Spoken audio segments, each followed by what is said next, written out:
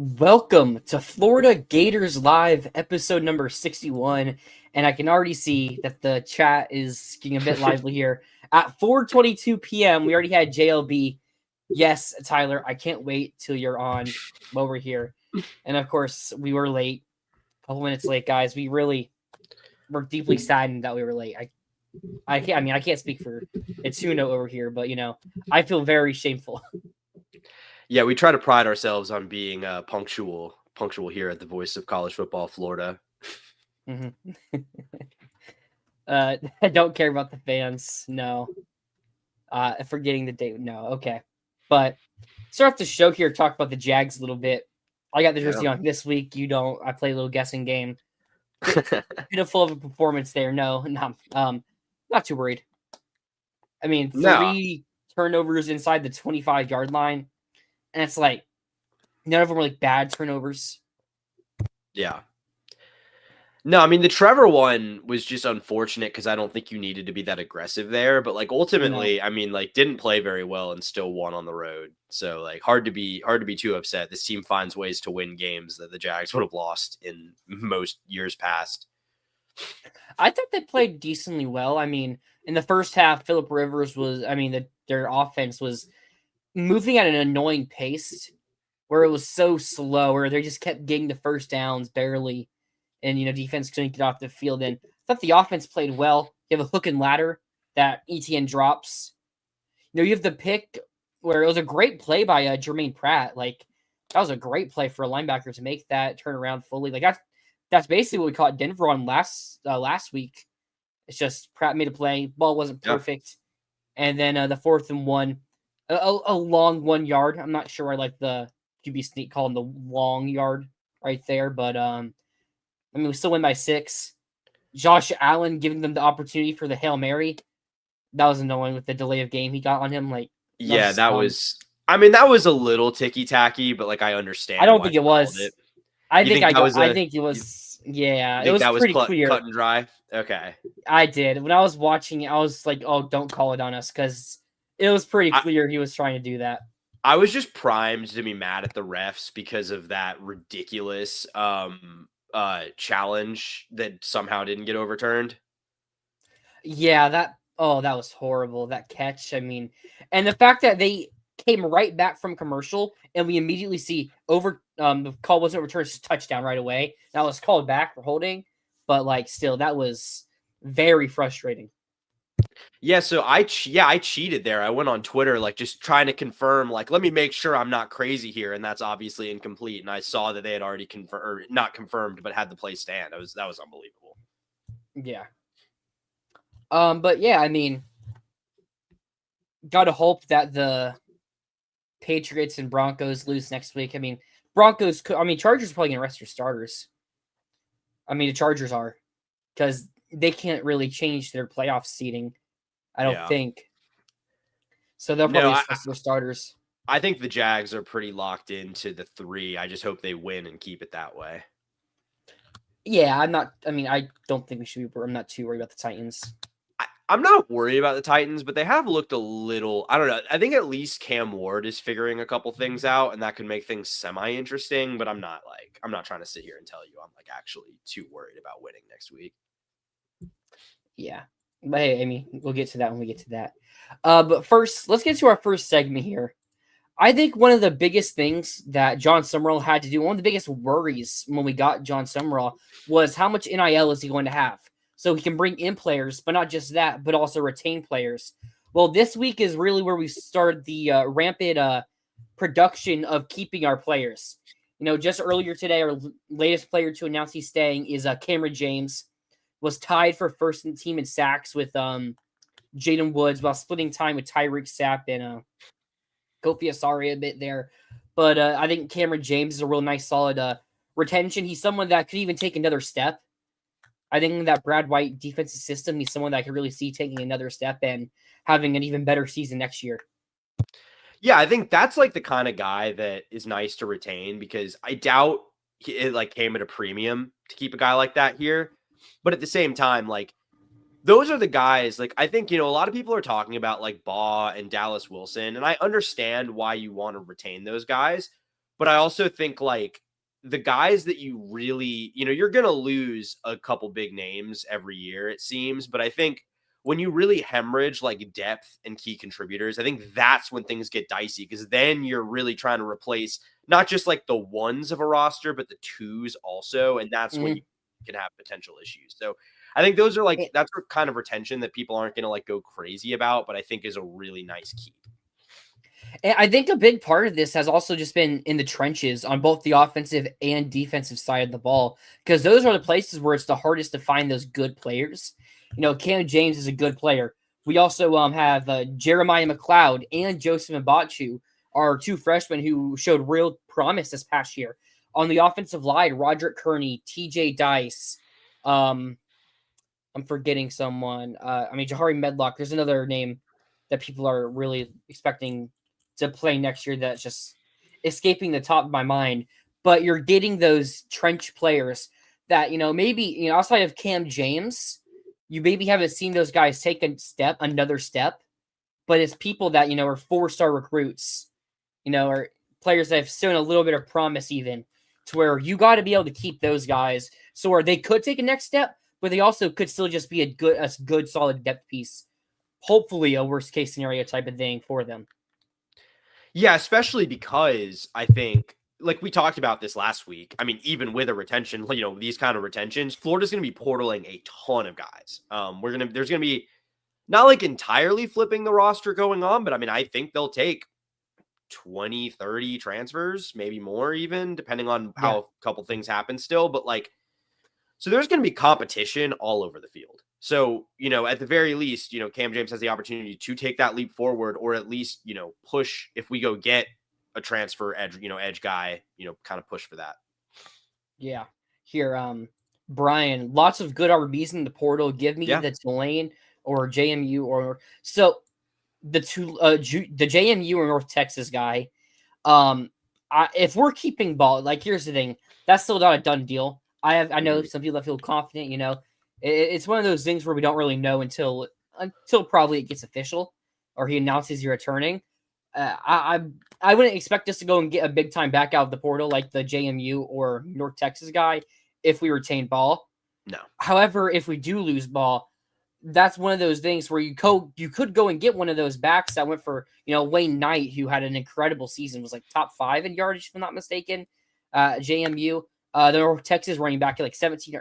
He was also some insane yards as well for him as a freshman, if I'm not mistaken. Caleb Foster, if it's something Foster, I think. Not 100% sure. I think it might be his name, but yeah, if we do end up losing on Jaden Ball to probably Texas if he did leave, which again I'm not saying is a done deal or anything like that, but it's probably your best player, but at your like the easiest to replace position. Yeah, 100%. So it's not end of world, but like it's more of a statement to keep Ball than it is to lose him. It's more of something, honestly, to like appease the fans than it is like an absolute must-have for the 2026 season. There's also Nate Shepard, the Duke guy, I think second leading rusher in the ACC. Just hired his position coach, obviously, so there's a connection there. Yeah, I mean, Jaden Becks, that's the North Texas running back. Also, is Cam Cook in the portal, the FBS leading rusher from Jacksonville State? I believe so. I thought he was too. So was Nick Evers. I mean, we can go get dude, run it back, bring the band back together. No, I think I mean, I'll be honest, I've kind of changed my mind on this a little bit, because I think when we did this, when we talked about this, like shortly after Summerall got hired, and we're like, who are the most important players to keep? I know I certainly had Ball number 1. I think you probably agreed with me at the time, but I'm not positive. I'm more agnostic on Jaden Ball right now. I think, I don't know. Obviously, I'd love to have him. He's a great player. Texas wants him for a reason. But I do just think, like, Florida has to get potentially multiple starters along the offensive line in the portal. They need to get starters at quite a few positions. Could that money be better used elsewhere? Probably a pretty strong case to be made that it could be. But again, I mean, I'd love to have him back. He's an awesome player and just really fun to watch. Like, I love Jaden Baugh, but it's less of a like, we have to keep this guy than I felt like it was a couple weeks ago. Sorry, so it's Caleb Hawkins. That's where I got Caleb Caleb Hawkins. from. Okay, that's right. That's That's the right. North Okay. Texas. Yeah. North Texas had a bunch of different running backs. He went off in the bowl game the other day, I'm pretty sure. I think you're right. But yeah, a bunch of player retention. Of course, the biggest one that so far has been announced is Vernell Brown. Maybe not. It's not really a shocking one. I mean, we probably both expected him to end up returning. It's just a matter of when he announces it. And it's annoying because a lot of people did want it to be Ball, Dallas Wilson, or Jaden Woods because those are the guys that you are a bit more concerned about. I'm not saying we think they're leaving, but you do have a little bit of a worry about them compared to Vernell Brown, who was like, yeah, it's probably going to end up being Vernell Brown returning. So it was a bit annoying, but it's great to have Vernell Brown was our leading receiver last year as a true freshman, and yeah, I wouldn't be surprised to see him have a fantastic season next year. Can I say, is it a hot take that It is. VB3 was first of all the much more important retention than Dallas Wilson, and maybe even more important than Jaden Baugh? Is that a hot take? So if we're he was so productive. Like the offense, when it worked because it was largely going through him. Like, and it's not to knock Baugh, just talking about like positional value. I think there's a case to be made at least. Yeah, I could see that. I could see it. It's like, I mean, VB3 obviously was more productive last season than Dallas Wilson was. Now, yeah. VB3 played the entire year. Dallas Wilson played 2.5 games. Yeah, I think Dallas is going to be good. Don't get me. This isn't like me saying actually Dallas isn't good. It's just there's more projection going on with Dallas. Whereas VB3, I think we know he can ball in the SEC. Like there's no doubt about that. Yeah, I mean, yeah, I think that's a good take. Honestly, I don't hate it at all. Here, yeah, there was 1,200 yards in that bowl game. I mean, wait, I missed that honestly. Who did North Texas play? They played San Diego State. Yeah, San Diego State, and it was like 49 to 47 or something like that. Yeah, because Mestamaker has a good defense. Yeah, no, they have like one of the best defenses in the G5. Yeah, but dude, no one can stop Texas except for John Summerall. Yeah, I mean, both the running backs, Ashton Gray and Caleb Hawkins, 198 and 152, and then Mestamaker went for 250. Yeah, the run game's working when they can score 49 with Mestamaker only throwing for 250. Okay. SDU's top 2 corners were out.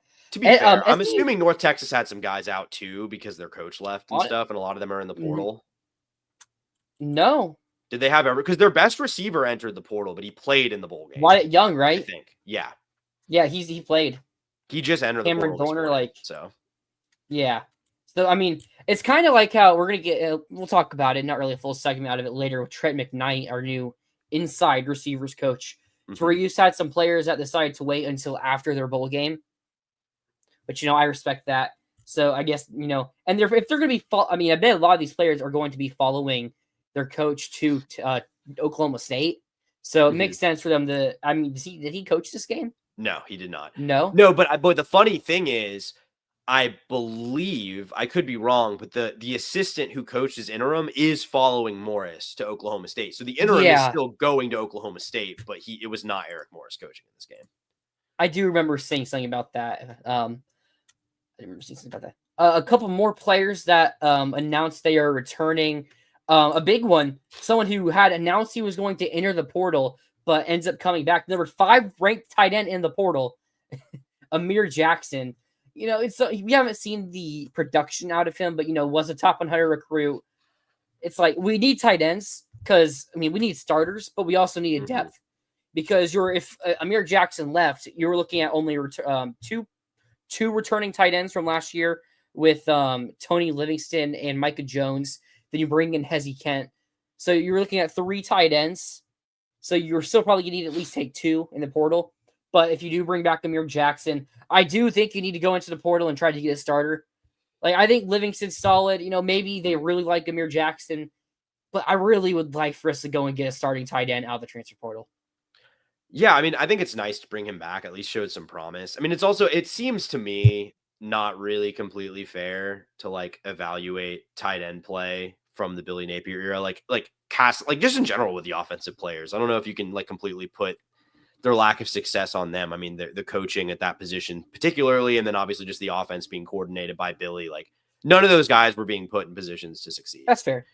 So I mean, I think to me this is more probably of like a I'm not sure he got the interest he was hoping for than it is a Florida was like, no man, we need you. Let's make a deal to get this done. I think I lean toward the former.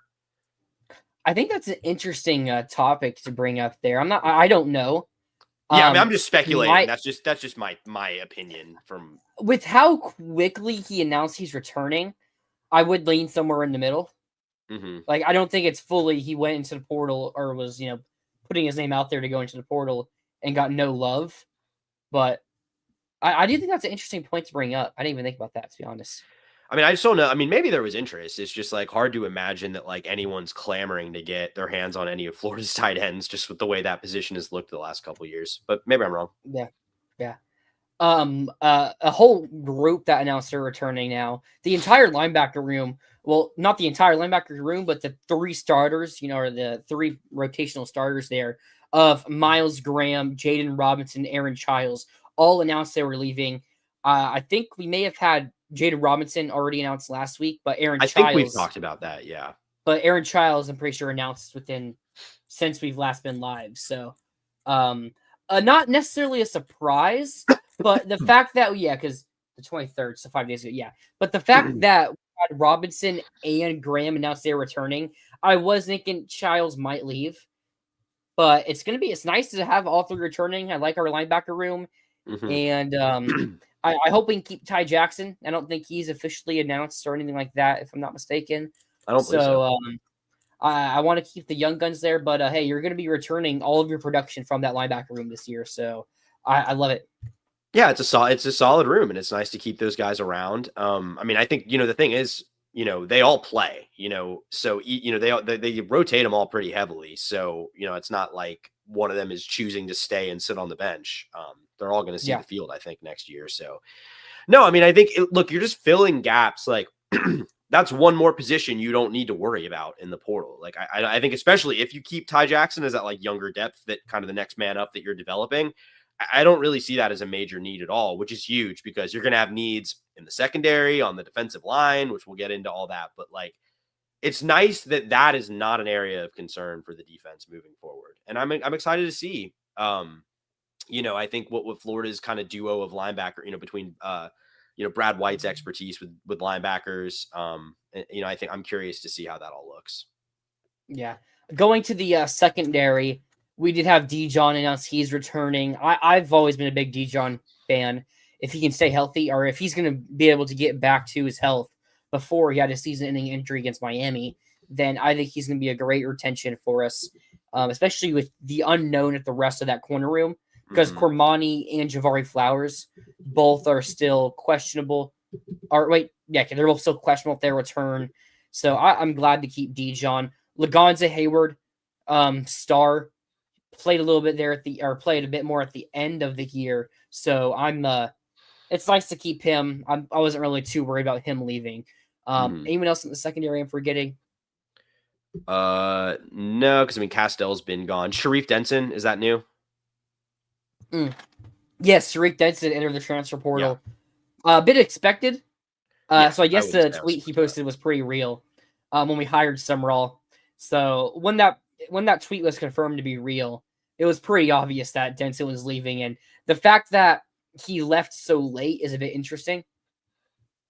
I don't know where he's going to go. Maybe Miami. But I'm not too worried about it. He's a good but replaceable player. No, I mean, I think...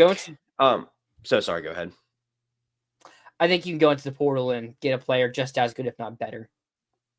Yeah, I agree. I don't think that's I don't think Sharif Denson was like a guy that they were super prioritizing keeping. I mean, I think looking at the corners and the secondary in general, like, yeah, I think keeping Dijon's big because I don't know if we quite have a good picture of like where his ceiling is as a player, but has shown some promise. And I mean, you're going to lose a lot. I mean, I think other than Bryce Thornton, you could very reasonably have like a very new look secondary. Obviously we'll see what happens with Cormani and Javari Flowers. I mean, I think Cormani, I think, we'll see, kind of is what he is, has shown flashes. I don't know if he's like going to become a great SEC player. Well, And then hey, what's up?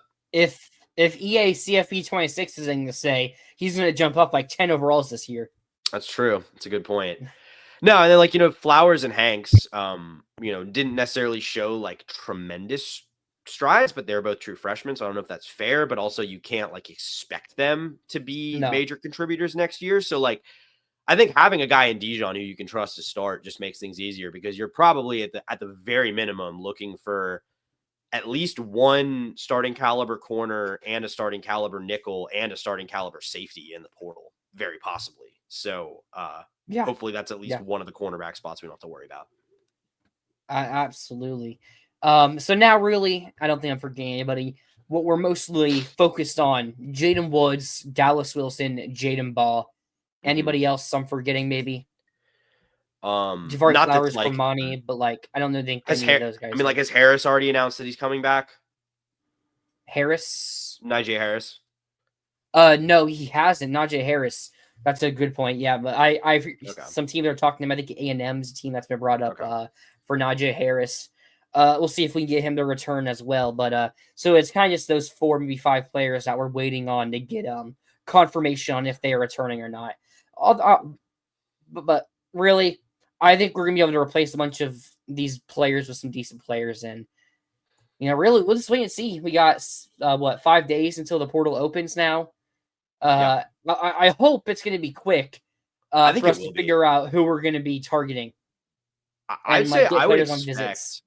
Yeah, I'd say I would expect next time we're live, which will be the 4th of January, I would expect Florida, if not having like multiple commitments, will at the very least have a couple guys they're like heavily tied to. I mean, because this has been a very long like illegal tampering. Yes, it period. has. Like you would think that there's been a lot of contact behind the scenes, and the transfer portal stuff is going to be like, once it officially opens and those guys are in, things are going to move pretty quickly from there. You would think, obviously not necessarily for everyone, because I'm sure there will be guys that have announced nothing and announced that they're entering the portal on Friday. But I think for the most part, for guys who have been sitting in the portal since, sitting unofficially in the portal since December 10th, I think you're going to see a lot of things move pretty quickly for those guys.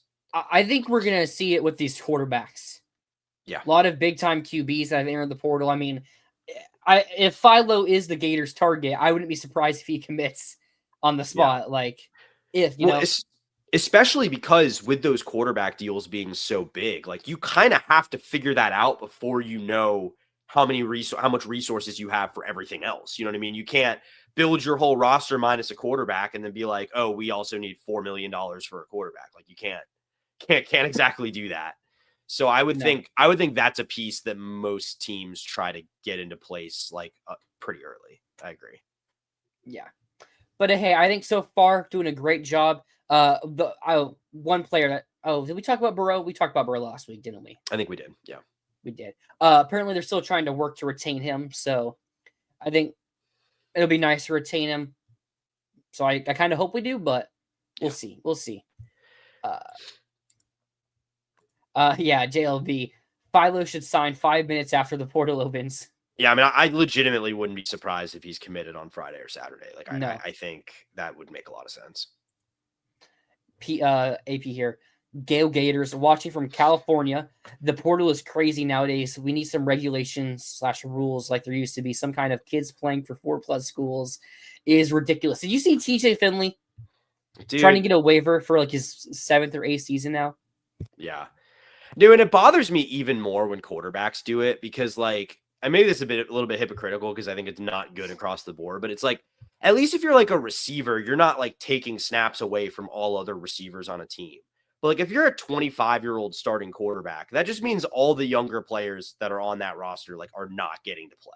And that to me is like even worse. I like, yeah, we to like address like what your point. I think the solution is going to be like multi-year contracts with really heavy NIL buyouts, which I think you're starting to see a little bit of.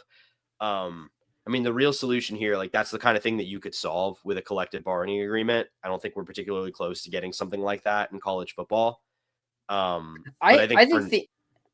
I think the answer is just go back to the one-time transfer rule, where you could transfer once for free, and then if like a coach is fired or if you have some other reason to transfer, like there's an actual reason.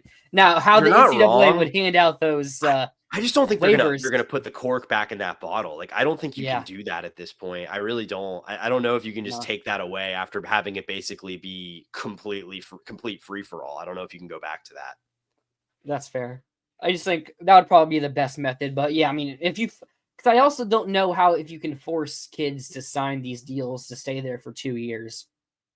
And it's Yeah, I mean, like, well, that's why like a collective bargaining agreement would be helpful in a situation like this because if it's the rules, it's the rules. But now you're just hoping like market forces will make players agree to deals that are more favorable to the school than the player, and I don't see why they have the motivation to do that right now. no, they wouldn't. I wish. Brian, we're actually going to talk about this later on in the show. Yeah. I think we might bring in Philo and try to get an older guy like Rocco back. We're going to go over some of our transfer wish list of players we want to come to Florida to be on our team next year. And one of these players might be on my list. Yeah. Maybe. But no, we're actually into a bit fun of a segment here. We're going to count down our top 5 plays from the 2025 season. Now, this is an interesting list because usually your favorite plays come from games you win. The Gators only won 4 games this year. Yeah. We played some close games, some good teams, so there's plays from those games that might sneak onto the list or whatnot. But we're gonna do our bottom 5 plays next week, which might be a bit more fun, honestly. But I have a couple honorable mentions. Number 1, Cormani's pick versus Miami. Because we did nothing that game. Got that touchdown. Then Cormani gets a pick. We're only down 6 points, and we're in great field position, a chance to, try to even take the lead in that game, which was, but going into halftime, that seemed impossible. And then Cormani gets that pick, and, we end up being half a yard short on that fourth down, and, end up losing that game. But when Cormani got that pick, I was going crazy. That was probably the closest one to being on this list. The next one I'm going to say is Jaden Woods' interception versus Ole Miss, because we got the deep ball touchdown against Ole Miss, which, Ole Miss defense is not good. That's probably better, but, getting one deep ball on him can be a bit of a fluke. But then you get that pick and, you end up getting a touchdown a couple plays later.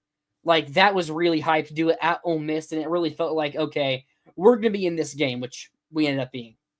Do you have any honorable mentions for your list here? I do not. I just have my 5 that I put together a little hastily, if I'm being honest. So I'm sure I'm blanking on an awesome play that I just completely slipped my mind in doing this, but we'll roll with it.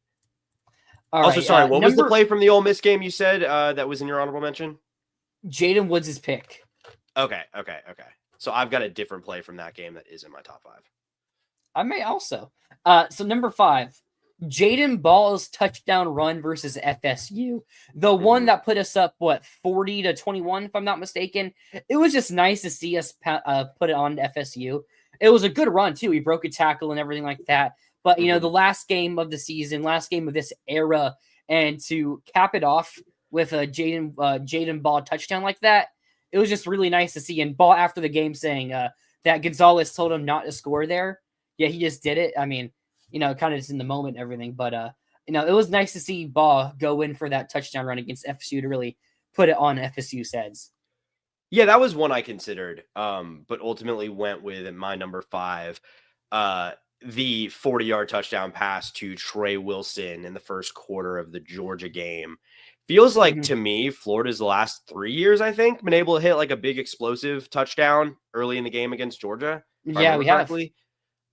Yeah, this was the one this year to Trey. It was a nice play. I mean, it was really like Florida had some offensive success in this game, but like it was kind of the pinnacle of it right there. And we didn't hit a lot of explosives, especially explosive touchdowns. So, one of the very few we got all year, and one of the main reasons that game was at least competitive till the end.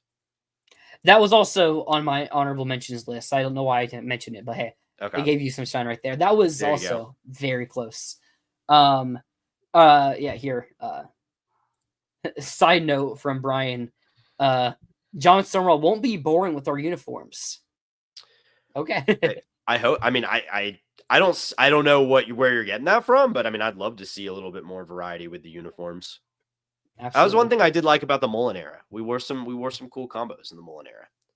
I'll let you go through number 4. Number 4, I have play from another explosive passing play from the Ole Miss game, the long one to Sturdivant. I believe it was 50 plus yards. I mean, honestly, like not like the most impressive deep ball, like just in terms of like there wasn't like a lot going on. It was just a big play that was there, but like. I think that was another moment early, in that game where it was like, oh, Florida, like you said, like, oh, Florida's actually going to come here and compete in that game. So I get that one. And also it was nice to see kind of a big play for Sturdivant just because it was. I think he had a solid year, but you just didn't really get to see We expected more of that from Sturdivant. Yeah, and that was kind of the taste of it. Yeah, 57 yards, by the way. Yeah, and that gave Florida a lead actually in the second quarter. So yeah, I mean, I think yeah, that was a nice play to see from a guy who didn't get a lot of big moments this year, but I thought did an underrated job given the cards he was dealt. So I, number 4, actually have a different play from the Ole Miss game. I have the Tony Livingston when we were backed up in the red zone or in the end zone, and Tony Livingston gets after we got the goal line stands, and it's just a simple play action flat route to Tony Livingston that he ends up taking like 45 yards.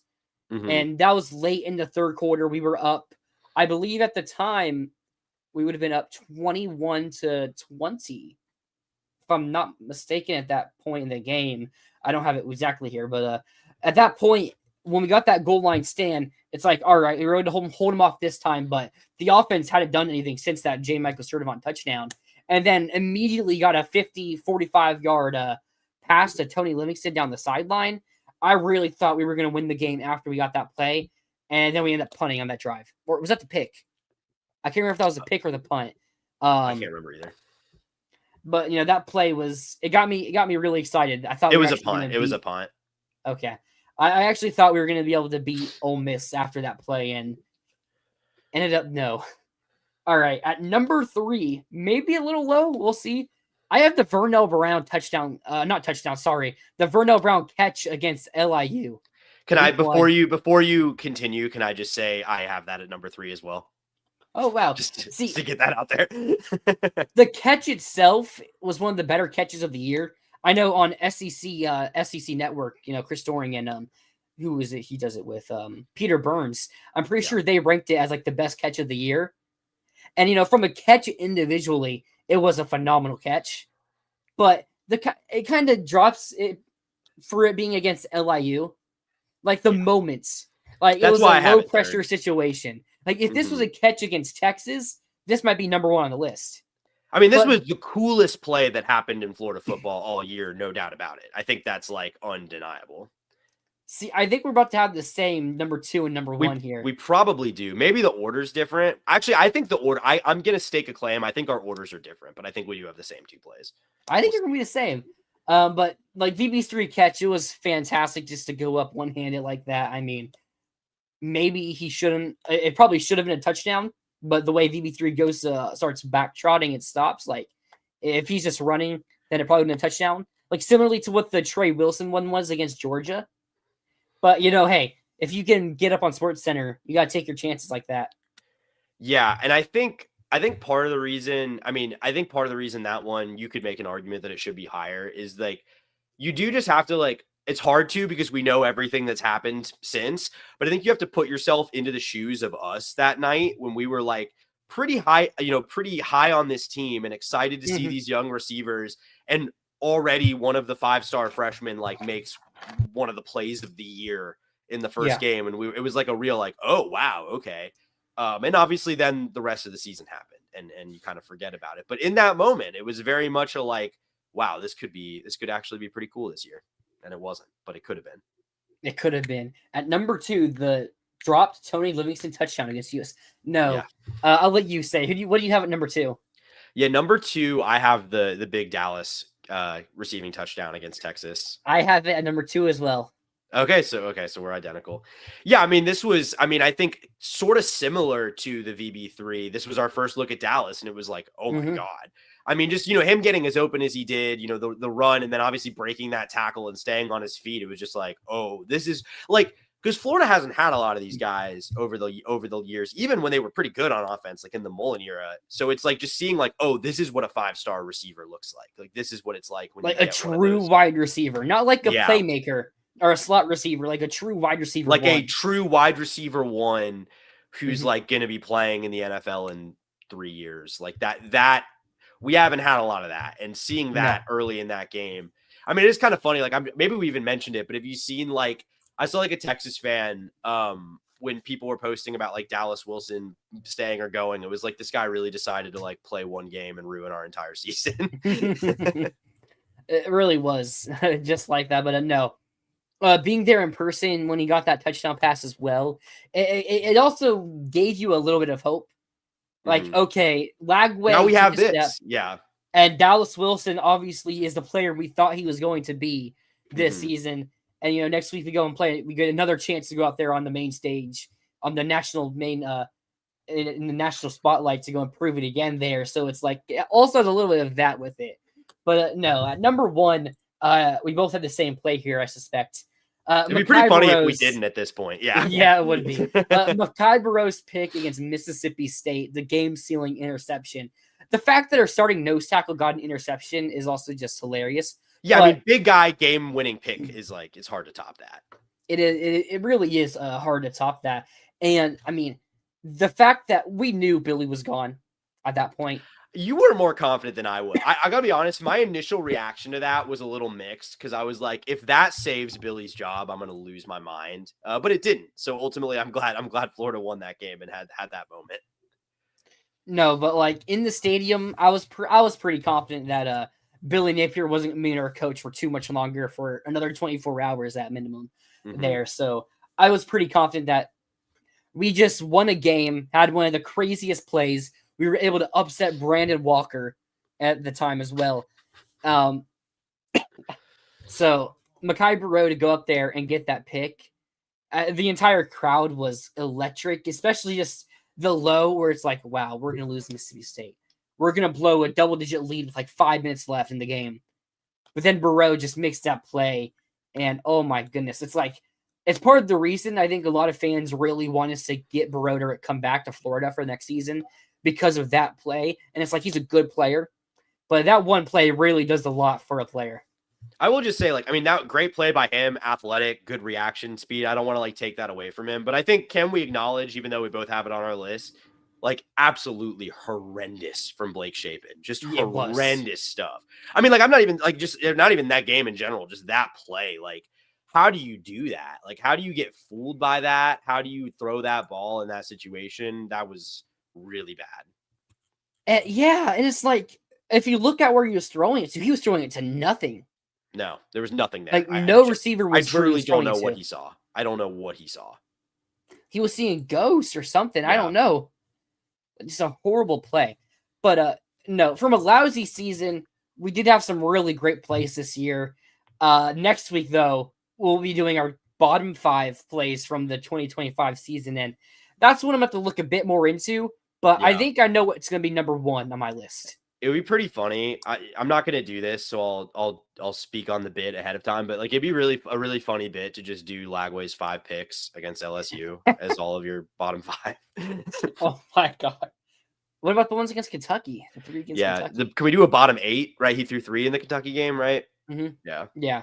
Bottom 8 picks from the 2025 season. I mean, well, how many picks do you have? 14. Something like that.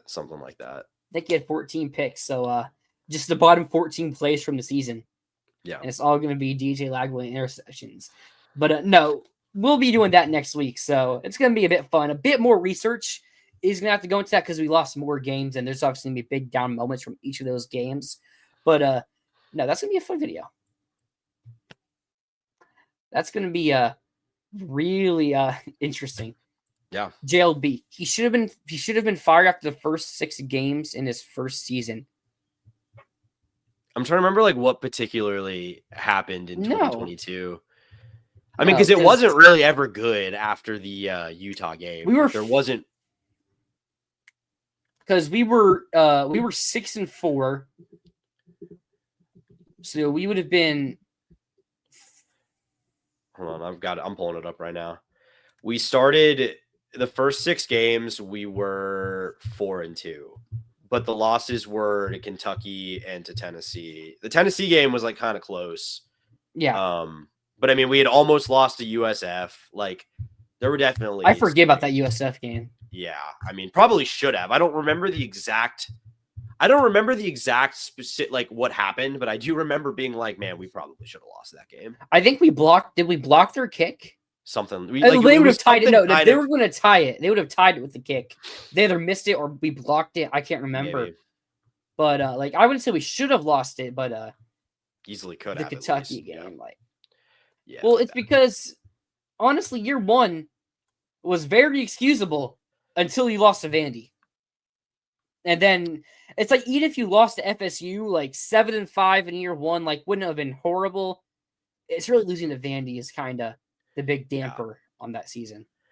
Yeah. Because like the off season going into 2023, I kind of already started having my doubts because I didn't think Billy handled that off season like in a way that would have led to a big leap in year 2, which was frustrating to me. Yeah, the Mertz thing, which is funny, is like the funniest thing is like that's what did it, and like Mertz was probably like the least problematic thing that Billy did. He was probably the second best quarterback in that transfer portal too. Yeah, so that ended up not being bad, but they just weren't aggressive enough to improve the team around him. No, but the moment Billy really lost me was the Arkansas loss in 23. Game. Yeah, that was like from that moment on. I wouldn't say like I'm not gonna lie. Like I was coming on here defending it partially, at least at the end of last season. So I'm not like I never said a positive word about Billy again after that. But like that was the moment I stopped giving him the benefit of the doubt. Like from that moment on, it was like I do not believe in this guy, and he's gonna have to prove it to me, and he never really did. No. But after the first 6 games, it's like I have someone who I'm going to chat with that left a comment saying, after the Utah game in year 1, I knew he was going to fail. After the after the top 10 win in this at home, when like we all thought AR was going to win the Heisman, like come on, guys. Like, oh, we barely beat a top 10 team in Billy's first game. Like, yeah, but the way the offense looked, like, it's our first game. It's against a top 10 team and you win. Like, that's just one of the most ridiculous statements that I've ever seen. Yeah. And I call him out on it, and then it's like, oh, you're defending Billy? Like, no, that's not anything. That's not what I've done at all. No. It's like saying after that first game is a bit ridiculous. Yeah, I mean, also like, yeah, I mean, again, it was bad, but it's like he had a top 10 win at this point. Like it was year 1. Like I was willing to forgive a 6-7 year 1. Like you can be mediocre, especially then, because then you couldn't like flip a roster the way you can now. Yeah. Dude, that like I remember Naquan Wright was RB1 in that Utah game. Mm-hmm. Because remember, Naquan Wright got like 4 carries, and Montrell's first carry of that Utah game he fumbled. Oh, I vaguely remember that now. I had forgotten about that, but now that you mentioned that, I do remember that. That year 1 line was pretty underrated. I mean, it had an NFL starter on it. I mean, it had like 3. Well, because I mean, wait, who else? Slaughter who am I forgetting? Oh, no, okay, they're not starters yet. Yeah, but like Slaughter, Barber. I know Garage. Who was the other starter on that O line? Who was the other interior guard? It's not coming to me off the top of my head. I'd have to go back and look. No, because It was Kingsley, who actually is starting for the Lions. Wait, is he really? Yep. Wow, that's good for him. I had no idea. Is he starting because of injury? Well, because remember, was it Frank Ragnow retired? Oh, that's right. And they were trying to like convince him to come back, and then he didn't. Yeah. So okay. I know he's starting for him because he had a penalty in their Steelers loss. Mm. I mean, you're still starting for an NFL team. Like, no, that's cool. One penalty means nothing. For a guy that did he get drafted? I don't think he did. Remember, he had a really good 2021 and then was just injured. Yeah, that's right. But who started? Who's the other right guard? Or left guard? Florida Gators depth chart 2022. I'm trying to think. All these years meld together at this point. That's very true. Was Was it Ethan White? Oh yeah, I think so. I think it was. Because so Richard Rage is also on an NFL roster right now. Mm-hmm. Doubt he starts, but it's like that line was actually, and Barber started at right tackle, which I bet he'll end up being a starter in the NFL. So it's like that year one O line was actually pretty dang good. The biggest problem was the fact that AR wasn't a good pocket passing QB. Yeah, it was very inconsistent. JLB, I was out on him at that point, but like you can't fire a coach after 2 years. He also had Lagway committed. Unless he had gone. I mean, obviously you can fire a coach after 2 years if it was like a 4-8, 3-9, but like 6-7, 5-7, like I get why they did. Like I that's tough, especially when you are starting to build a reputation as a school that moves on from coaches really quickly. Because I mean, at that point, like Florida ended up being really patient with Napier. Like, I don't think in the market, like, I don't think coaches and agents looked at that situation and was like, wow, look at how impatient Florida was with Billy Napier. No. But if they fired him in year 2, after firing Dan a year removed from success, after firing McElway in a year removed from success, then you can maybe build that narrative up a little bit more. So, yeah, I mean, I think really the time he should have been fired was after that A&M game last season. In 2024. You had the opportunity. You could have done it in week 3 and not given him the chance to win enough games to get another year. But I don't think they wanted to spend the money last year.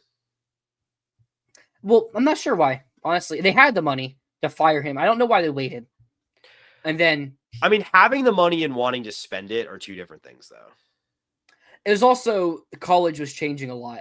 That's what I'm saying. Like, there was just a lot. I mean, look, there's a lot of coaches survived last season that probably wouldn't. That's why this year was so. That's a big part of the reason. Like, there was legit economic anxiety because of House, because no one really knew what revenue sharing was going to look like. Now it's been in place for 6+ months, and now teams feel a lot more confident in what this thing is going to look like financially the next couple of years. And they were like, yeah, let's move on from these guys. Yeah.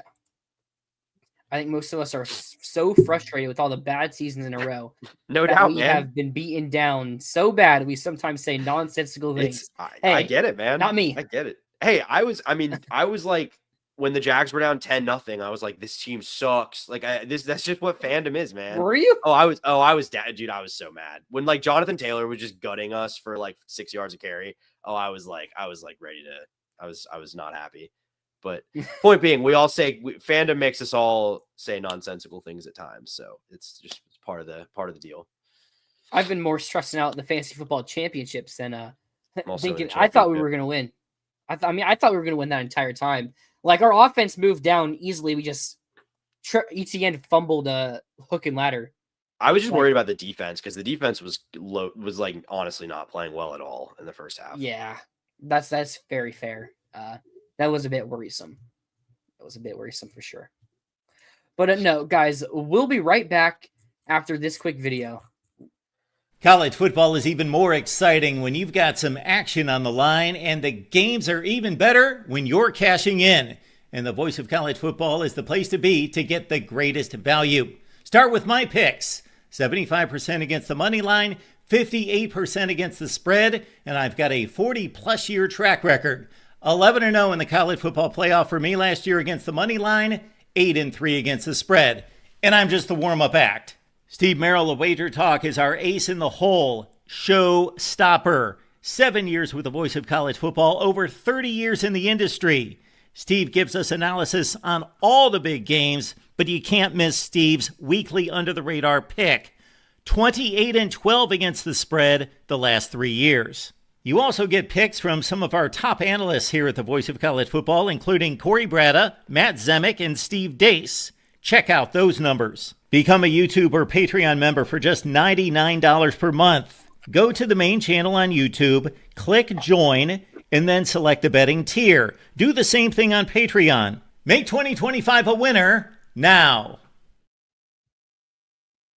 Welcome back to Florida Gators Live. And where am I hearing that from? Are you hearing that? I'm not. Oh, that's weird. Okay. I was pulling some stats up and there was a video playing at the bottom. Must have been like apologies. An autoplay. Yeah. It was. Yeah. But did you see You know who Clay Fink is? Oh Clay, yeah, the FSU yeah, writer. Yeah. yeah. I see some of his tweets and a recent tweet. FSU lost he called them their best 2 DBs into the transfer portal this season. And I just got and thought and looked and saw FSU is just replacing his entire roster again. Yeah, 26 portal guys, the most in the Norvell era, I'm pretty sure. The most like portal departures of the Norvell era. The portal hasn't even opened yet either. They're going to lose more players. Man, this is like the most shameless. Like, they're not even operating with the pretense of like maybe this guy's going to get it right in 2026. Like, this is the most nakedly like, we want to fire this guy, but we do not have the money to do it right now. Like, I don't think they're not even. I mean, they're not even changing coordinators. I think both coordinators are coming back. They're changing some front office stuff, but like, you're not. Yeah, so they hired a new GM. But like, that's not going to fundamentally change things in one off season. Like, they're not even pretending. I mean, honestly, like, it's funny because they're a rival, but I do feel bad for FSU fans in the sense that like that's just a miserable spot to be in as a fan when like your team doesn't even believe in themselves, like, and it isn't even aiming to win or thinks that they can make things better. So they have seems like they're completely punting on 2026. They have 2 quarterbacks on their roster, including the freshman they're bringing in, I think. Because they lost Brock Glenn. Yeah. Obviously, Castellanos is going to the NFL draft, as he says. Yeah. So they have Kevin Sperry, who was their freshman this year. And they bring in Jaden O'Neal, who Oklahoma let go, so they could take the other kid, whose name is escaping my mind in a second. Did they have another quarterback on the roster? No, I mean, they've been tied to a couple transfers. But no, I mean, I think they're looking for transfer QB again, which, man, it's a terrible cycle that they've gotten themselves into. Like, you really is Deuce Robinson going to the NFL or is he staying? Is he eligible? Yeah, I'm pretty sure he's a junior this year. Okay. For some reason I thought he was a sophomore. I don't know why I thought that. No, he played 2 seasons at USC. I'm pretty confident in that. I'm double checking, but you would think that probably, but yeah, this is his 3rd season. Yeah, I mean, I don't know. This again, it's just such a like, because there's not really any way out of it. Like, you just have to hope you hit on transfer classes in perpetuity. Because I mean, even if they decided actually now we're going to pivot to focusing on high school recruiting and development, that's a multi-year project. Like, you can't do it. Yeah. Well, like, because they actually took like 30 plus recruits in this past cycle. They took a high number of recruits, but like a lot of them are 3 stars or mid to low 4 stars. Like, it's not a good recruiting class, kind of like the UNC model, except Mike Norvell's in year 7? Yeah. Or year they had a couple like freshmen and sophomores that they recruited out of high school on defense kind of take some strides this year. Like, there's a little bit of signs they might be improving the development aspect, but like not at enough of a rate that I think you can have any confidence they're going to get this turned around. No, they have one good defensive tackle in Desir. Yeah, aren't they? Doesn't he have a twin on the roster? Or am I thinking of? I think so. I think that's. I feel like I remember that. Yeah, I think you're right about that. So it's like they bring him back, but they lose like all their good DBs. Little's apparently going to the NFL, and their 2 best DBs, according to Clay, are also already in the transfer portal, and don't think their linebackers are anything to write home about. And outside Desir, their D line is anything to write about. Like, and they do lose.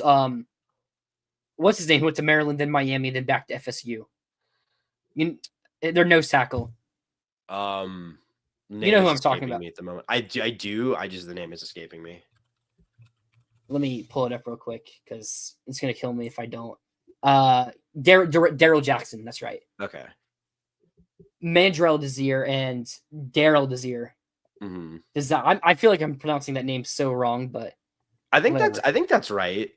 Desir. I think that's right. Desir. I think that's right. Oh well, shout out me there. JLB, like, I mean, it's really hard to say right now because we still don't really know what the roster is going to look like. But I mean, I don't think that's like an unreasonable. I think we could be better than that. I think we could be. We should be 8-4. Like, I think you could see something like that. I think 8-4 needs to be your floor, man. That's tough. I mean, it's just tough to do that. I mean, looking at that I hear where you're schedule, coming like, from. Yeah, I mean, but the thing is, like, you just don't know. Like, you can't. It's hard to say. Look at that schedule because we don't know what any of these teams are going to look like. but like from a individual talent basis, did you see? So Missouri is probably our fourth toughest game on paper. Mm-hmm. Like they were 0-5 against teams with 500 records. They haven't had a passing touchdown in 15 quarters. Mm-hmm. Apparently, it's gonna be running back with Zollers, who's just not good.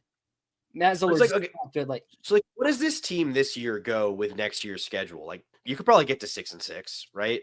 do they beat South Carolina? Yeah, I think they do.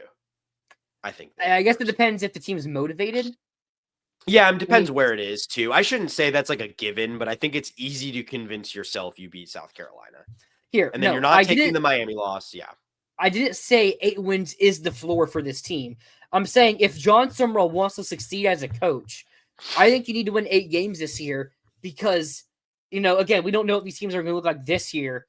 But next year, you're playing like 5 of the top 13 most talented teams in the country. And that doesn't even include like FSU. Like, would 8-5 with a bowl win be, would so. You call that a disappointment? I probably would. Wow. Man, I get where you're coming from. I just think that's hard to expect when there's a lot of established, pretty good programs in this conference. Well, because that's the problem. Because next season, or in 2027, you're going from playing really outside of Oklahoma, Georgia, and Texas this year. You're even a talent advantage over Oklahoma on paper. Outside of those schools, the next closest is FSU, which we're not going to be expecting anything from FSU, or Missouri, or that's Auburn. But I have a lot of doubts what's going on in Auburn right now. So it's like outside of those 3 schools, it's in like Auburn, FSU, and Missouri, and like South Carolina. Like, but then you compare it to 2027, you play Alabama, LSU, Georgia, A&M, Tennessee. Like those 5 schools are going to be on the same level as your top 2 from this year. I mean, you don't know that though. You can't extrapolate out rosters. Perspective.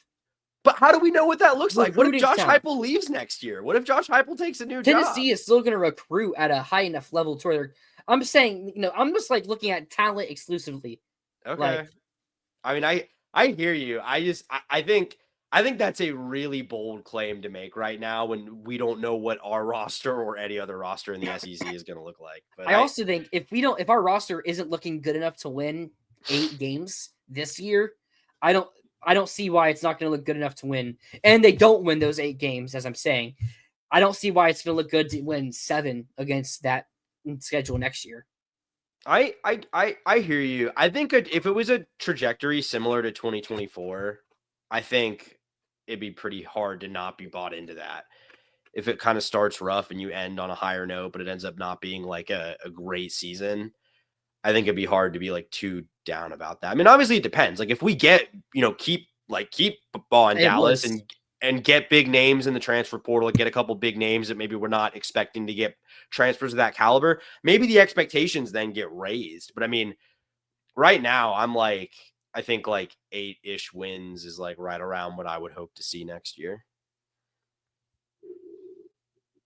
You're on mute, Tyler. Yeah. If we can get to 8-4 and then have a good recruiting class, I can see it.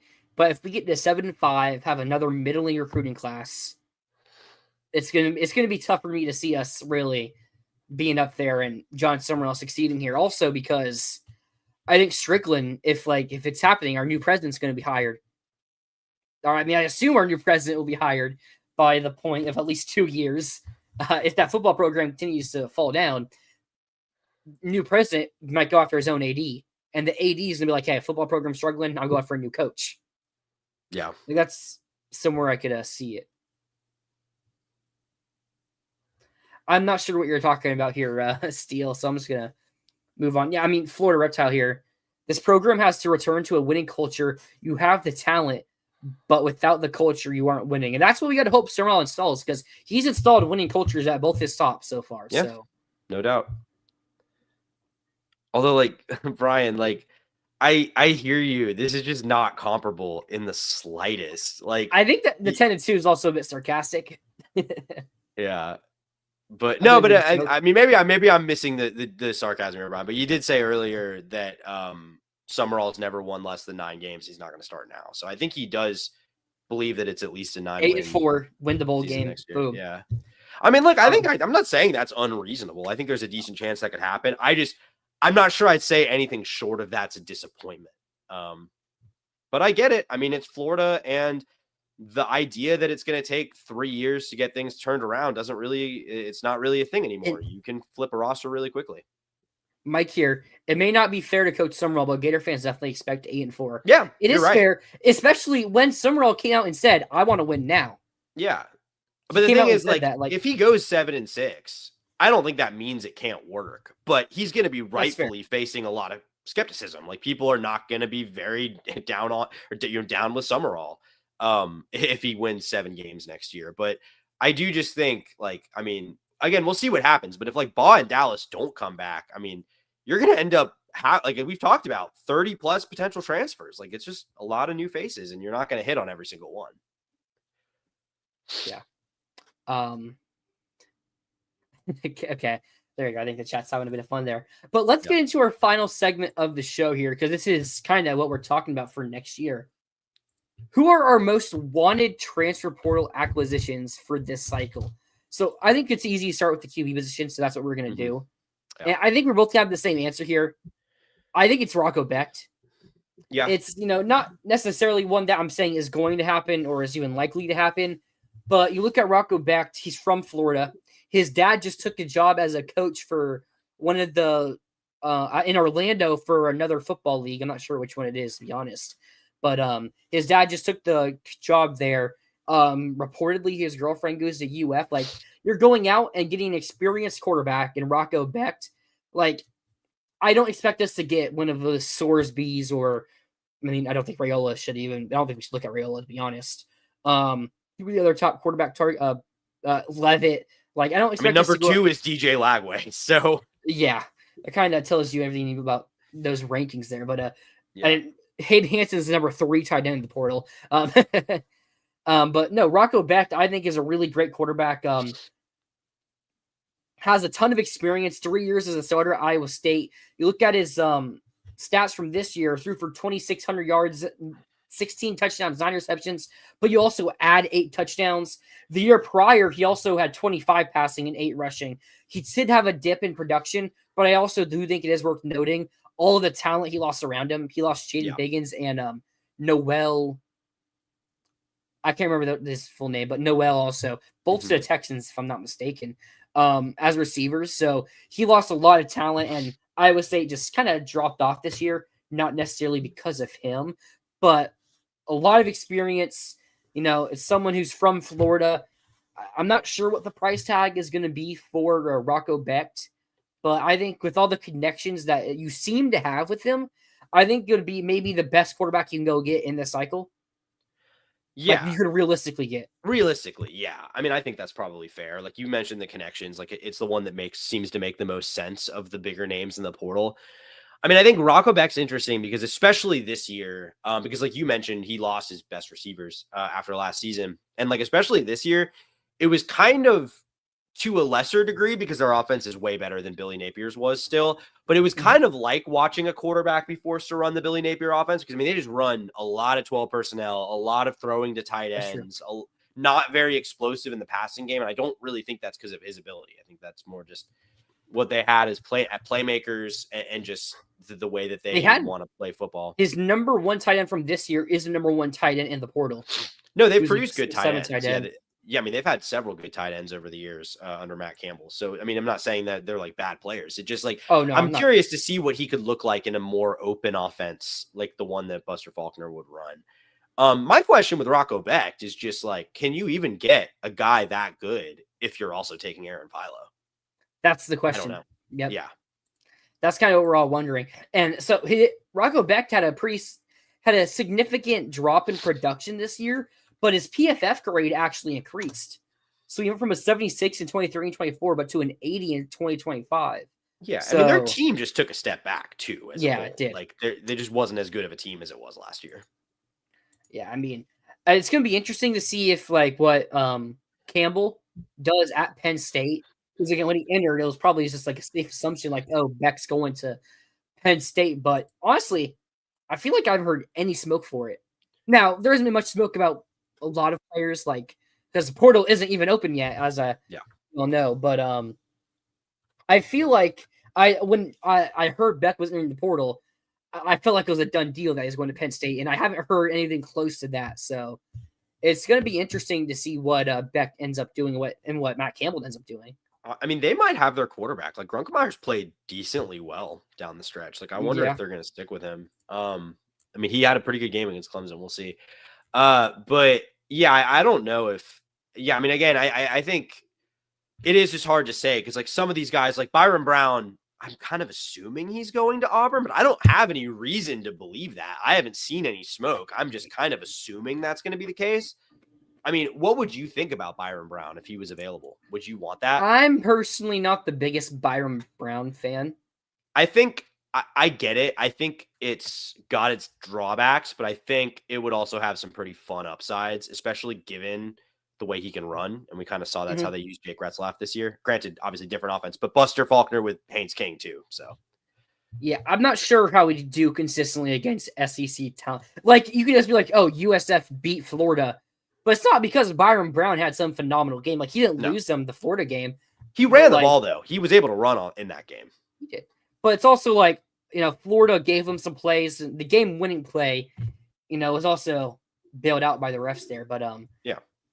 And then of course Brandon Bett spitting or spat on a player, right? Wait, sorry. What? Say that again. Brandon Bett spat on a player. He spit on a player, right? Yeah. Okay, I was making sure I was remembering that correctly. That is what happened. Yeah, personally, I'm not a Byron Brown guy. But, I mean, I think if you can find a way to get Rocco Beck to has the same – they just gave every quarterback outside of Brandon Sorsby, they gave like 4 quarterbacks the same transfer grade of that .94 with Beck, Brown, Rayola, and Lagway. Where's Sam Levitt? Why do they not have him? That's a good question. I think are we both looking at 247? I'm looking at 247. Because I think On 3 does have Sam Levitt, but I could be wrong. So I assume Levitt would be the number 1 quarterback in the portal. So that's a pretty interesting. Yeah, they have Levitt as the number 1 overall player in the portal on 3. I don't know why they haven't added him. I don't really expect Florida to be. I mean, look, I think the price tag is going to be too heavy for a guy like that. I don't think he's worth it. Like they're saying $4 to $5 million. No, but I mean, granted, like even if you get Rocco back, I'm sure it'll be $3 to $4 million, just because that's what the market looks like right now. Yeah, you're probably right. I mean, Mestamaker is also up there on 3s, but like Mestamaker, I would assume. I mean, I'm assuming he's going to Oklahoma State, but maybe that's not fair. I mean, I'm sure. I would pull up the would love transfer to have rankings. What? Where are the transfer rankings in On 3? I got here by Googling On 3 quarterback transfer rankings, and it brought me to their overall rankings. Portal rankings here. Okay, I'll type that in. Okay, so they have Levitt number 2 on their composite. No, portal. They have him number 1. Oh, industry comparison. Okay, yeah. There we go. That adds it all, and they have Chaz Coleman, which makes sense at number 1. Yeah, he's just going to Ohio State. Would make a lot of sense. What? Did you say Coleman to Ohio State wouldn't make a lot of sense? Or no, I said would make a lot of sense. Oh, would make a lot of sense. Yeah. Okay. So we got quarterback Levitt. Where do they have Beck? They have Beck ranked number. Oh, they don't have these numbered, but one. Oh, yeah, they do. Oh, they have Beck the 8th quarterback, 1 below DJ Lagway. They have him as the 34th player in their transfer portal rank. I mean, that feels a bit low. I feel like this is also just a good exercise in how they're bad. Meaningless these are. These rankings are so different that I don't think there's there's not much science to this. And if you look at the transfer rankings from last year, it's really funny. The receiver rankings I know I was looking at, it's absolutely wild. Yeah. They are not good at all. I guess let's move the running back here. That's kind of how we'll do this. So it's really dependent on if Ball leaves. Because I think we're going to have to go and get another young back, like maybe the guy from Tulane. Which one? What's his name? JV? Isn't it? Where is he? Here he is. Yeah, Javen Gordon.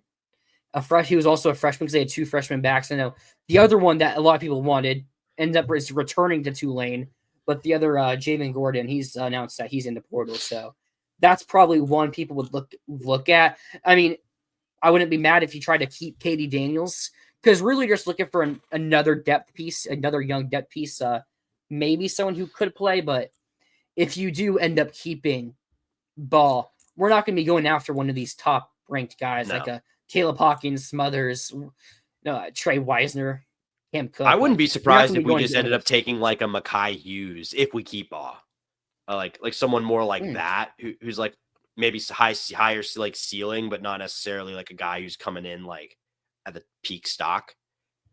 Maybe a Jarrett Gibson, originally from Gainesville. Yeah. Or CJ Baxter. I mean, Texas has 3 of the top 10 running backs on this list. I don't think Baxter would come to Florida. I think he's going to go where he can start. Yeah. Like, I think Gibson, Gibson's a year younger Gibson's a year younger and he's from Gainesville itself. Like, I think Baxter's going to, unless Ball leaves, Baxter's probably going to go somewhere where he's the immediate starter. Trey Wisner entering really did shock me. Yeah. I mean, they're just cleaning. I mean, I don't know what their plan is if they don't get Ball. I mean, it's probably just going to be like Smothers. I wonder if they'd be in the I've mix seen for Isaac Cam Brown. Cook, because Cam Cook is from Texas originally. So I'm curious if I've heard they're trying to get Isaac Brown as well in the portal. Ooh, okay, that would be a good pickup for them. Yeah. So there's no real ideal wish list for running back, but if let's say Ball does enter the portal, it's probably maybe the Duke running back, Nate Shepard. Yeah, Nate Shepard. Is he officially, or not officially, but is he? No, he's going to the portal. That's just speculated. Okay. Duke hasn't played their bowl game, right? Duke plays in New Year's. No, you're right. They have not. Yeah. Not that stopped guys from announcing their intentions to enter the portal, but yeah. That's true. I mean, but we saw with North Texas and some other players, like they've just been waiting. Yeah. So yeah, I think if he does leave, you're looking at them. Anyone else? Again, maybe Baxter. I don't know if you want to go and take him as a number 1. Like that might be a bit of a risk, but it'd probably be someone like that.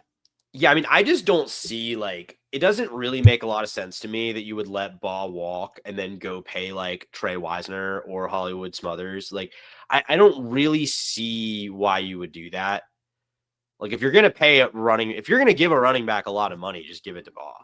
I mean, assuming that's an option and like he's interested in staying. Yeah. But yeah. Next, we're going to look at receiver, which we're going to need to take a couple receivers, maybe a starter and then some depth pieces because you're basically losing all your receivers outside of, Dallas hasn't announced yet. You hope you keep Dallas, and there's been some favorable things saying we will keep him. VB3's announced he's staying. And then you have TJ Abrams and then your 3 freshmen. So you're probably going to go on to the portal and get, starting level guy, maybe a guy who can compete and another depth piece at a minimum there. Mm-hmm. The top name that's been thrown around so far is Chase Hendricks from Ohio, the 5'10" slot receiver. It's been reported that Florida has been in contact with him, and we're expected to be a team in his recruitment. I kind of see this as like a cheaper Eric Singleton because I know Auburn has an expensive deal with Eric Singleton. We talked about him on the show before, I'm pretty sure, but he has an expensive deal with Auburn. It probably. If he left Auburn, he would be taking a financial cut. And I don't know if Auburn can get out the deal themselves, but I don't think that's really going to make much sense. So maybe you go out and get the guy from Ohio like Chase Hendricks. And that would make a lot of sense just because with it operating under the assumption that you're bringing back Dallas and VB3, kind of getting that slot guy, because I think you have your 2 big play outside receivers there. But I think that's where that would be, I think, the weak spot of that group. So I think that would be interesting for sure. Mike, I missed the beginning. Did y'all discuss QBs already? We did. Rocco Becht was like the name we mentioned. Byron Brown is also I know Natuno said Byron Brown, just like throw out there, but it's Rocco Becht, and if it's not Becht, it's probably gonna be Philo and another like Minchie or Colton Joseph.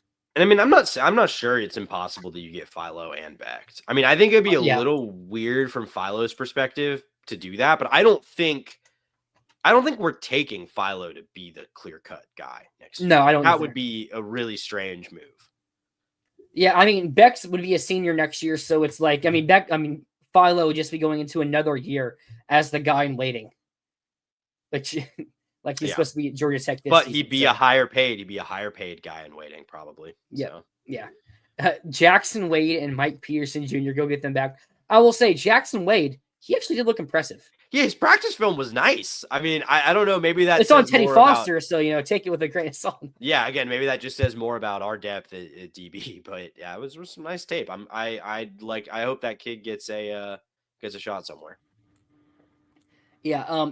Outside of Chase Hendricks, maybe you just go back to Auburn. Perry Thompson, a former 5-star, someone that I know last transfer portal cycle there was some talk that Florida might try to go and get him. It's like reunite with Marcus Davis. Get a young receiver, or this will be year 3 for him. So a redshirt sophomore, like someone that could have that high upside. Mm-hmm. Hasn't played much, and 6'3" though, so he has a big frame. If you can develop it out of him, hey, you got him. Another easy name, Shaz Preston, former 5-star, was played at Tulane, was Tulane's leading receiver this season. That feels like one that would make a lot of sense, honestly.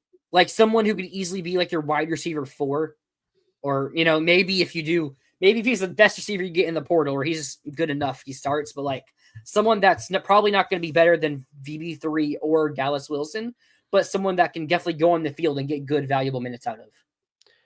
Yeah, I think that would make a ton of sense. I'm trying to think if there's anyone here that Perry Thompson. There's a note on him. He's from Alabama, and we know that Summerall has a lot of ties.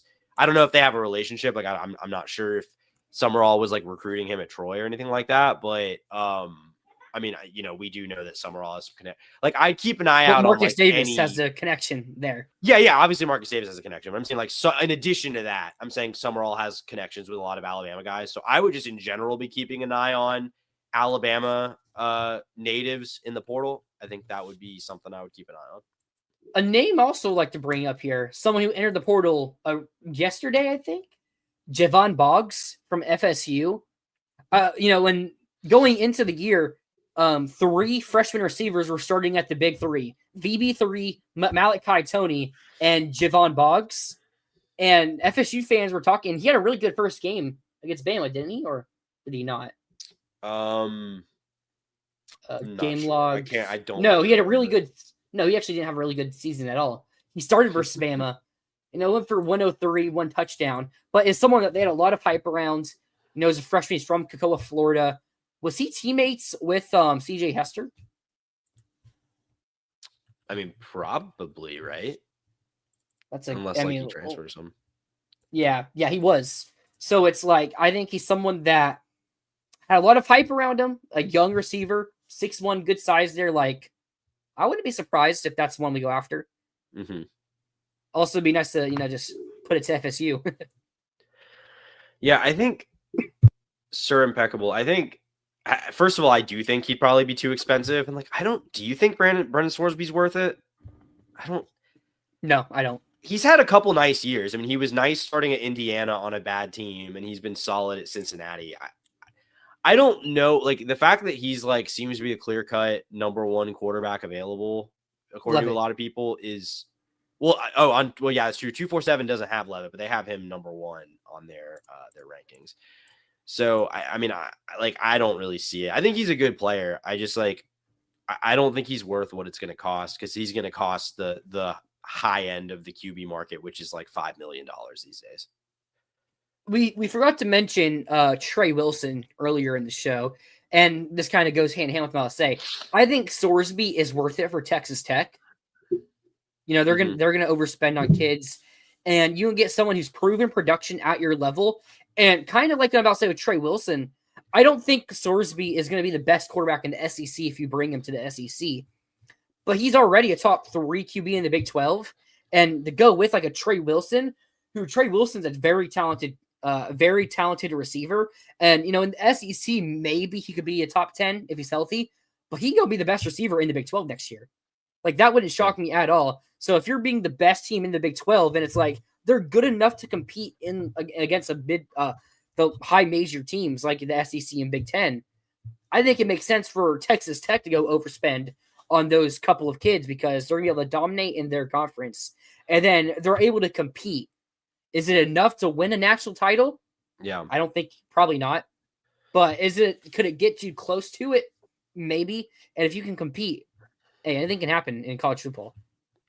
Yeah, and like I think for Texas Tech specifically, I mean, we'll see what obviously happens like when they play Oregon and beyond potentially, but like I think if this team ultimately doesn't win a national championship and loses, it's probably going to be because Baron Morton doesn't quite have that extra gear.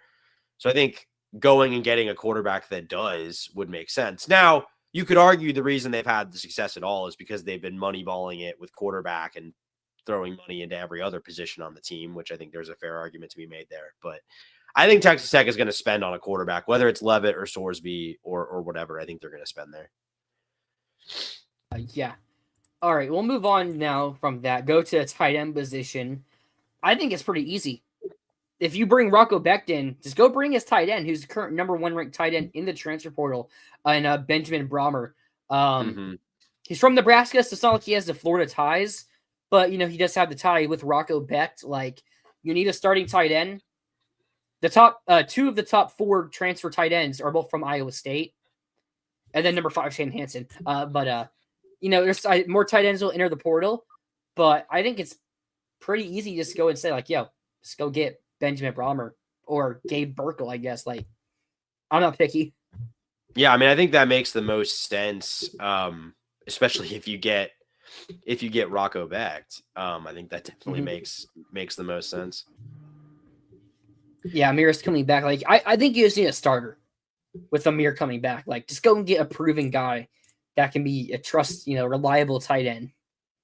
Yeah. I mean, we don't know. I mean, hopefully, first of all, we're not seeing 2 tight ends out on the field as much as we have in prior seasons. And I mean, I think, just go get a starting caliber tight end. Doesn't have to be like an elite tight end.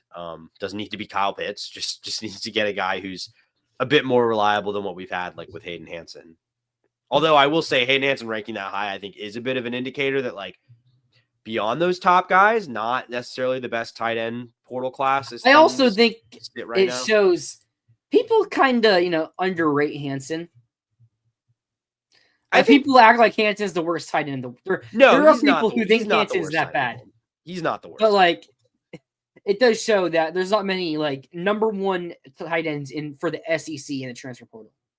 No, I mean, those guys and also like, even when they exist, they're not always like the most sought after guys. I mean, Tanner Koziol was a really, really good tight end in the MAC last year for Ball State. Excuse me. He transferred to, I believe, Wisconsin and then ultimately ended up at Houston. Oh, yeah. So he wasn't even like it wasn't like Texas was like, come on down. You know what I mean? Like this was, so point being, like, I don't think you're very often going to land just like slam dunk tight end transfers. That doesn't seem to be something the market produces very often. No. All right. We'll move on here. We're going to offensive tackle. Now, here's the thing with tackle. I think you have a right tackle in this roster between Caden Jones, Levet. I don't know if he's a guy for right tackle, but like, I think Caden Jones can be the right tackle for this team. However, I think you need a left tackle. From what I'm hearing, I don't think it's going to be Westfall. I don't think he's the guy. I don't know if that left tackle is currently in the portal because Xavier Chaplin wasn't good at Auburn. He's number 1 ranked tackle. Like, that's kind of weird. He's number 1 ranked tackle because he just wasn't good for Auburn this year. I think Tyree Adams from LSU is maybe someone that's interesting, although I don't think he's a left tackle. He's a right tackle, and he's probably going to go get paid bigger money to go be a guaranteed starter somewhere. So it's like, I don't think that's really going to happen here. I don't know. Maybe the guy from James Madison, Joseph Simmons. Like, from UConn. I mean, you've got don't guys know like if their left Karius tackles in the Kern portal. who didn't really. You got guys like I don't Karius like Kern Kern. from LSU who like. Well, I'm saying he didn't even really play that much this year, did he? He's like more just He was a started pretty 2 good games. recruit. So okay, so yeah, but wasn't a full-time starter. So like, No. not like you're he's going also and getting going a to Ole guy Miss. you have a ton of. I mean, that. He's that also might not happen. a left tackle. He's a guard. He's a guard. At 6'5", 320? He's 6'4". I'm just going off. I'm just looking at 247. So, Hey, he's 6'4". I'll just put it like that. Yeah, I'm pretty confident he's 6'4". So I don't think I think you need to go and get a starting left tackle. I don't know if that person's currently in the portal, or if they are, it's going to be someone that you're taking from a lower level, or someone who hasn't entered the portal at this point. Which is a little concerning because I think that's among the areas where Florida really not only is going to have to be aggressive in the portal, but like can't afford to whiff. No, I fully agree with you. I'm just looking through these. I mean, the James Madison guy, Joseph Simmons, I'm pretty sure is pretty good.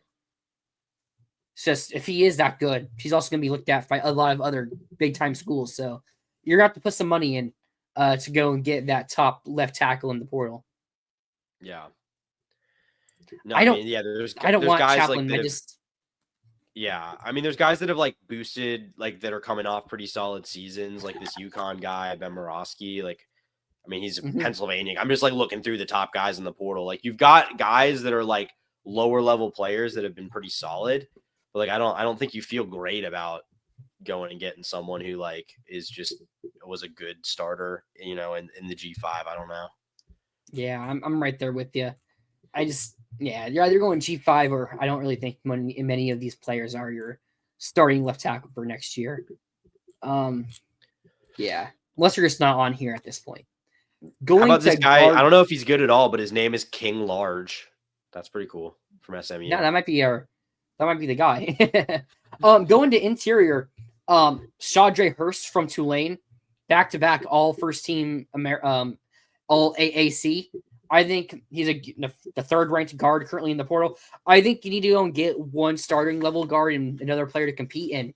I think Hurst could be that guy. I think that's I think especially because their offensive line coach is part of the staff, right? Tight end coach? I'm not making. Yeah, that's what I thought. Okay, so I mean, not that he's going to be coaching him directly, but I mean, I think any Tulane guys. I think when we get to the defensive side of the ball, there are definitely a couple of Tulane guys I would slot in that I would say I think Florida has a pretty good chance of going after. But yeah, I mean, top five interior lineman in the portal. It seems pretty no brainer.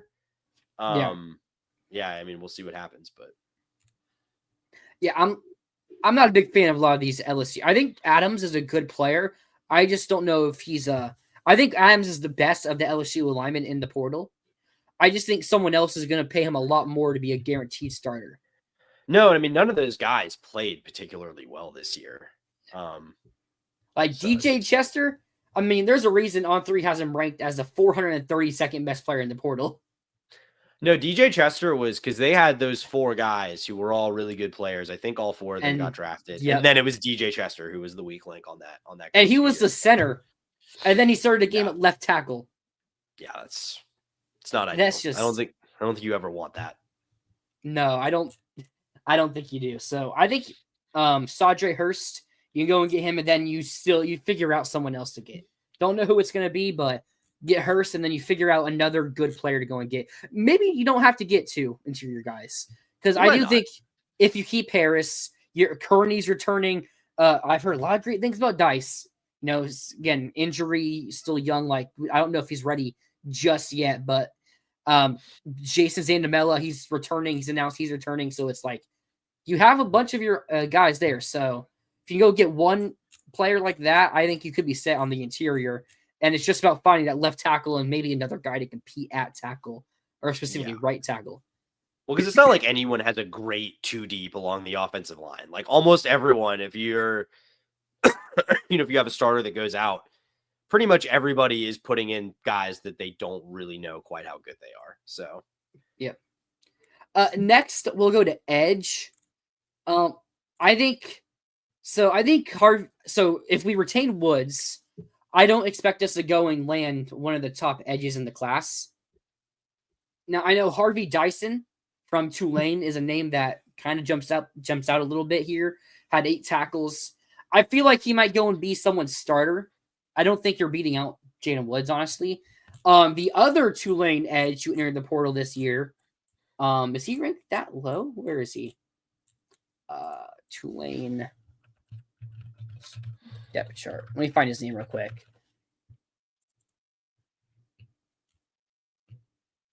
Where is he? Javian? No. Am I crazy? Because Dyson Hardy. I can't figure out who this is, honestly. Feels really awkward now. No, that's his Spear. Is that their nickel? I guess that is their nickel. Not sure which one it is, but there's the other edge rusher for Tulane that I've heard that is someone that we probably would target. And, had less sacks, but a good player as well. Like, I think you see the depth piece. You do return LJ McCray. That's one we forgot to mention earlier, or unless we talked about him last week. But LJ McCray. I think we did talk about him last week. But LJ McCray, you have him. You also still have Jaden Woods, and Kofi Asare is also still on the team. I thought Kofi Asare will play a little bit this year. I don't think he's that bad. So I think you probably want one guy. Like the other Tulane edge rusher is probably the one player you're looking at that we might go and get. I just can't figure out what his name is. But if he's in the portal, he's not ranked very highly. I'm guessing he's not officially in the portal. Maybe he's not, but like Harvey Dyson. Harvey Dyson, is that? No, it's the other Dyson. Oh, the other player. I just go to Tulane and see he's in the portal. Maybe okay. I don't think they have him listed. I still don't think they have him listed. That's probably what's going on here. Yeah. Yeah, I mean, I don't think edge is necessarily. If you keep Jaden Woods, I'm not sure edge is a position where we're gonna spend super heavily. No. Then you go to defensive end, where you can also kind of look at this the same as you look at edge. Cam James announced he's returning. Mm-hmm.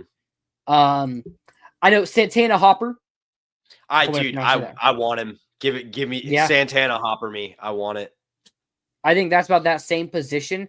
I think he'd be a pretty good ad. I mean, you're obviously fully bought into him already, and I mean, I'm not going to sit here and pretend I've watched a ton of Santana Hopper film, but he's had a very productive year, and when I've watched him, seems to be an impact guy. So, yeah, I think that pretty much sums up there for DN, because you do return Cam James, you have Jalen Wiggins, you bring in Jaraylin McCoy, KJ Ford as well can play both. You kind of just need one for maybe each side for some depth. And Hopper can also move inside. You can play inside D tackle a bit, which going to D tackle, this is probably where we're going to take a lot of our portal acquisitions here. And, Hopper still can play in between. There's also his other teammate, which is Trayvon McAlpine. Mm-hmm. Yeah. I don't know if you want to take both. I feel like that might be not a great look. What do you think about that? If you're taking both of those guys, I mean, the optics probably aren't great, but it's to me, I'm not going to judge a guy based on the optics of his first portal class. I just want to see if they're good. I mean, I think I'd probably prioritize Hopper if you decide you're only going to take one of those two. I mean, I'm curious if there is still going to be an effort to keep Burrow. I don't. Yeah. I mean, I was about to say it might be too expensive, but I'm not sure those guys are going to get a massive market anyway. So it might be doable. Named the number 1 D lineman in the portal right now, Mateen Ibaragba. I know Heisman retweeted his entry into the portal. I don't know if that's something to keep an eye on or not. Obviously, getting the number 1 defensive tackle in the portal would be a really good signing for us. If you do lose Burrow, you need a bigger body. Ian Geffrard from Georgia. Is currently the third-ranked defensive lineman in the portal, 6'6", 370 pounds. So you're getting a clog right there in the middle of that in the trenches right there. So 247 lists him at 387. Yeah, I don't so know he's if a big that's boy. legit. Yeah. You're getting your Cam. You're getting back a Cam Jackson. You know, you're not getting a Des Watson, but you're getting your Cam Jackson back, which would be a really good addition for us. Yeah, I think that's maybe the thing that this team was missing the most this year. So, yeah, or one of the things this defense was missing the most this year. Yeah, so I think there's options here. I think across the defensive line, I think you could really do a lot of the portaling you need to do on the defensive line with some of these Tulane guys. Maybe you go make a push for a nose tackle from elsewhere. John Walker's in the portal. Yeah. A lot of Florida ties, like the players. No, I think there's options. I think there's options here that are reasonable, that there are maybe some connections there that are probably not going to be like absurdly expensive.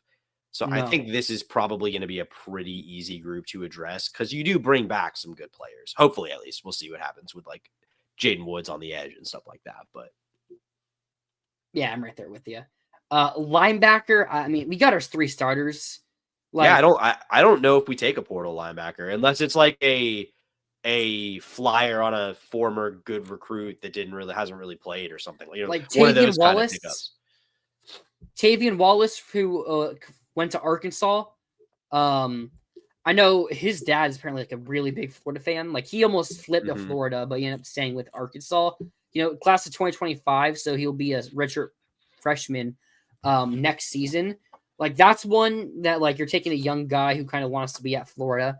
So like if we did, I think it could be someone like a Tavian Wallace.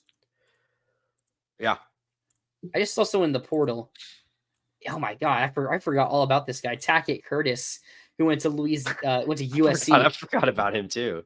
He's transferring now from Wisconsin. Okay. The 364th ranked player in the portal. Yeah, I mean, I don't think you need to granted, I don't know, I guess he doesn't have a ton of shine anymore, but yeah, I don't think you really need to be portaling anyone at linebacker that is like at all a big name, because I don't think you're portaling. I mean, like, I don't know how much they'd even play because of, you know, barring injury, because like I said, you've got not only 2, but you have 3 there who I think varying degrees of very solid. How good you'd feel about that group, you know, each of them. Hey, so there's a player from Iowa State whose last name is Bacon.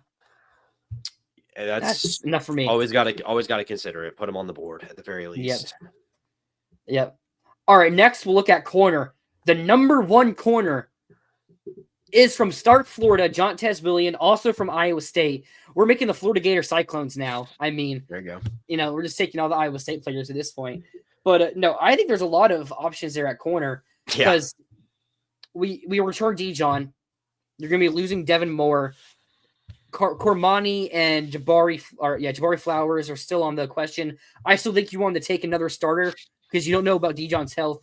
I say that Jontez Williams tore his ACL this year as well, so you're not 100% sure about his health either. But I think Stark, Florida, parents grew up with Florida fans from what I've told. I think that would be a great addition if he's healthy. Like, that'd be a pretty big splash. Yeah. No, for sure. I'm looking at the top corners. So, Jontez Williams from Stark, Florida. Transfer from Auburn, Jay Crawford from Liburn, Georgia. Jabril Rawls from Pensacola, Florida. Bo Masco from Kissimmee, Florida. Kid from Texas. AJ Harris. Yeah, can we just, is it destiny with AJ Harris? Or can we finally make it happen? No. Daniel Harris from Miami, Florida. You know, there's the Jaheim Johnson from Tulane, is from Louisiana. Like, the corners in the portal are from Florida. We're going to be able to go and get a pretty good corner, I feel like, in this club. And I think you do need to go at least get one very good corner. I agree. I fully agree. And they're there. I mean, all these players are there.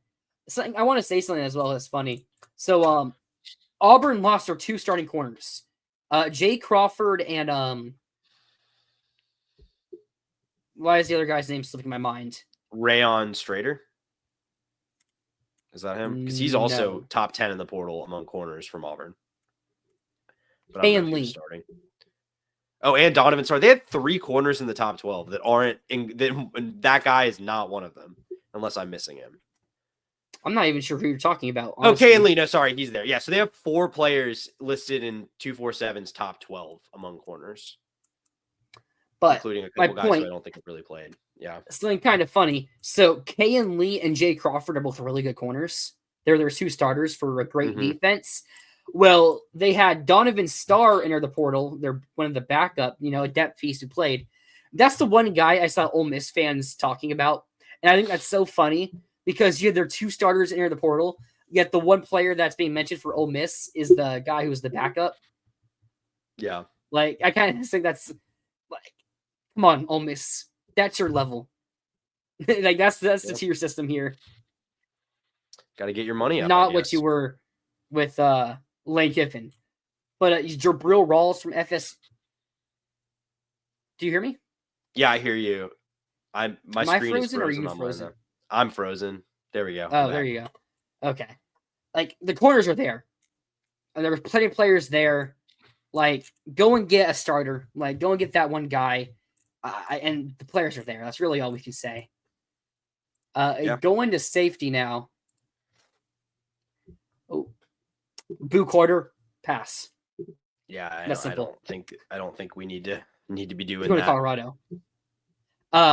Hey, from FSU, I mentioned earlier, Edwin Joseph was a really number 2 safeties from Hollywood, Florida, closer to Miami. Like, maybe that's a thing with Miami. I don't know. I think he'd be a solid addition.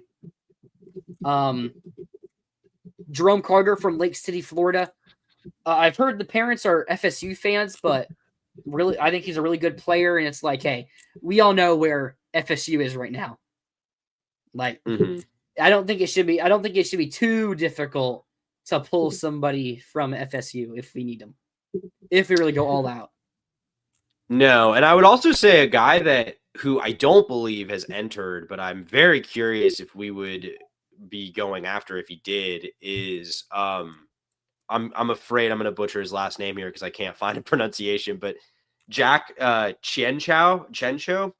Yep. Safety from Tulane. Yeah, was really good this year.